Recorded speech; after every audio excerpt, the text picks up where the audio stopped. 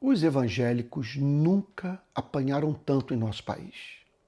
Não que estejam sendo mortos, torturados ou tenham as portas de suas igrejas fechadas, como alguns profetizaram.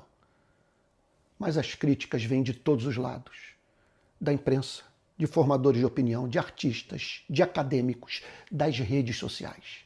A pergunta que a igreja precisa responder é: essa crítica, de extensão inédita em nossa história, é justa?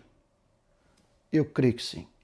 Primeiro, pela transmissão de nossos cultos. O Brasil inteiro tem assistido ao vivo ou gravado práticas que beiram o cômico. Bizarrices que levam muitos a concluir que ali não se encontra a verdadeira manifestação espiritual, mas apenas manifestações das neuroses mais profundas. Junto a isso, a transmissão de mensagens amargas carregadas de moralismo doentio, pregadas por homens ácidos, portadores de evidentes psicopatologias que transformam as igrejas em fábricas de neurose.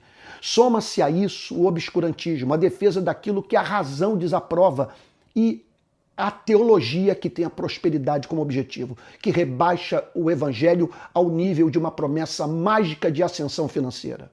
Hoje, há canais dedicados exclusivamente a ridicularizar o movimento evangélico.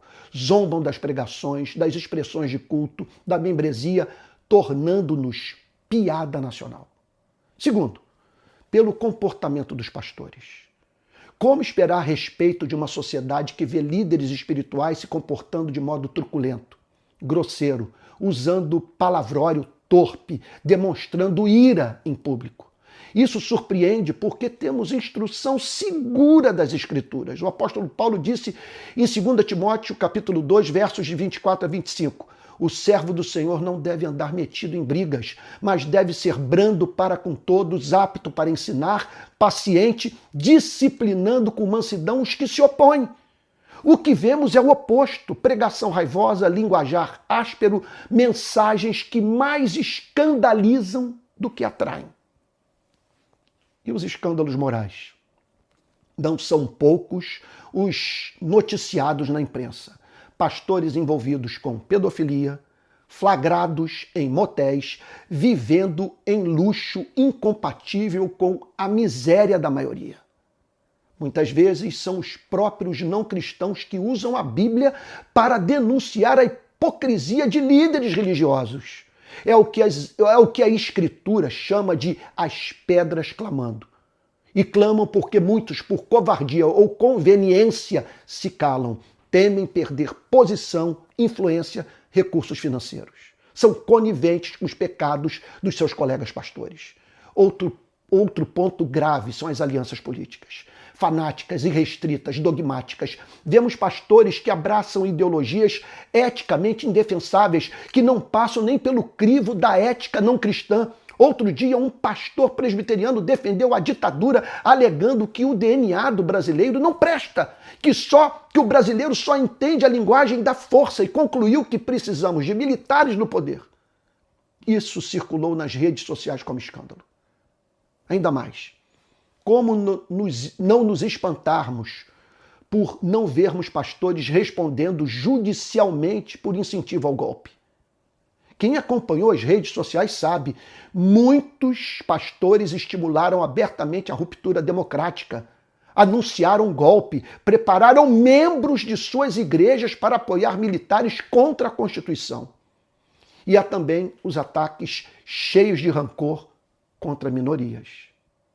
Pregadores que fazem piada com orientação sexual, que ridicularizam escolhas morais alheias. Como esperar transformação espiritual de alguém que é alvo de escárnio? Como esperar arrependimento quando, em vez de amor e verdade, se oferece zombaria? E, por fim, uma pergunta precisa ser feita. O que passa na mente de quem pensa diferente das escolhas políticas feitas pela igreja? Que esperança resta de diálogo quando setores do evangelicalismo chamam de cristianismo aquilo que não é unânime na própria igreja, que não tem respaldo da população, que muitas vezes é condenado até pelo senso comum e, sobretudo, pelas Escrituras Sagradas. Sim, os evangélicos estão sendo criticados como nunca antes, mas precisamos ter a coragem de admitir: boa parte dessas críticas é justa. E é hora de reconhecer que os escândalos públicos, as alianças espúrias e a corrupção espiritual explicam por que a igreja brasileira se tornou alvo de tanta reprovação.